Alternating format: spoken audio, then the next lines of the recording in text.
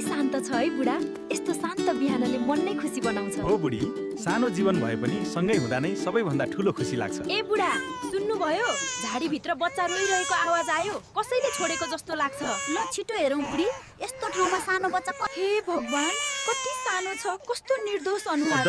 अब यसलाई यहाँ छोड्न सक्दिन। ठिक छ, आजदेखि यो बच्चा हाम्रो छोरो भयो। हामीसँग धेरै धन त छैन बुढी, तर माया र हेरचाह दिन सक्छौं।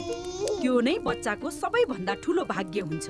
हेर्नुहोस् बुढा, हाम्रो छोरो कति राम्रोसँग पढ्दैछ। हामीले गरेको मेहनत सफल हुँदैछ। एक दिन ऊ ठुलो मान्छे बन्ने छ। तिमी गाउँबाट आएको भए पनि धेरै फरक र सच्चा लाग्यो। किनकि मलाई मायाको मूल्य घरबाट सिकाइएको हो। म तिमीसँग जीवन बिताउन चाहन्छु। तिमी धेरै राम्रो मान्छे लाग्छौ। म पनि तिमीलाई कहिल्यै दुखी हुन दिन्न। या त म बस्छु या यी बुढाबुढी यहाँ बस्दैनन्। किन यस्तो कठोर कुरा गर्दैछौ? हामीले उसलाई सानो हुँदा बाटोबाट उठाएर माया दिएका थियौँ। तर अब उसको खुसीका लागि हामी टाढा जानुपर्छ।